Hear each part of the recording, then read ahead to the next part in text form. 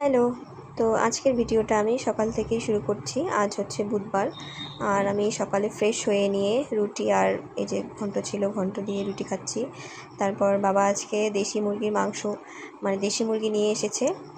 তো আজ দুপুরে রান্না হবে দেশি মুরগির ঝোল, আর যা রান্না হবে দেখতেই পাবে সবাই। তো আমি এখানে আগে টক দই দিয়ে ভালো করে ম্যারিনেট করে রেখে দেব, কারণ দই দিয়ে ম্যারিনেট করে রাখলে মাংসটা খুব সফট হয়, ভালো হয় খেতে, টেস্ট হয়, গ্রেভিটাও খুব ভালো হয়।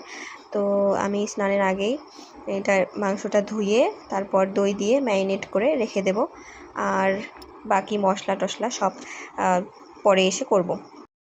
ডেইলি সকালবেলা স্নান হয়, তো আজকে হয়নি। আজকে সকালে আগে খাবার বানিয়েছি, তো সবারই খিদে পেয়েছে, সেই জন্যই আর সকালে স্নান করা হয়নি। তো খাওয়া দাওয়ার পরেই বাবা এদিকে মাংস এনেছে, তো ভাবলাম যে না, মাংসটা ধুয়ে আগে ম্যারিনেট করে রেখে দিই। তো আমার ম্যারিনেট করা হয়ে গেছে।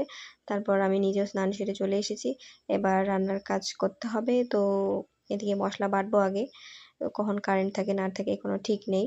তো মশলা মিক্সচার মেশিনেই বাটা হয়, আর সব সময় শিলপাটার বা শিলনোড়ার মধ্যে বাটা হয় না। তো এখন শিলনোড়ায় সবসময় বাটা হয় না, আর টাইমও লাগে অনেক, তো হাতে অত সময় নেই। বেলা 11টা বাজে, রান্না বসাতে হবে। আর এদিকে বরমশাই এসে বলছে যে কি রান্না হবে, আর তো বললাম যে মুরগির মাংস ঝোল হবে, আর কি যেন একটা বললো, যাই হোক ওটা মনে নেই আমার। কে কে শ্রাবণ মাসে সবুজ চুড়ি পরেছো? জানি সবাই পরে, তো আমিও পরেছি। তো কেমন লাগছে জানিও। আর হচ্ছে গিয়ে একটা কথা বলতে চাই যে একটা সংসারে কিন্তু অনেক কাজ থাকে। তো আমি মোবাইলে ভিডিওর মাধ্যমে যেগুলো দেখাই সেগুলো তো দেখাই, কিন্তু ক্যামেরার বাইরেও আমি অনেক কিছুই করি, সেগুলো সবসময় দেখানো হয় না।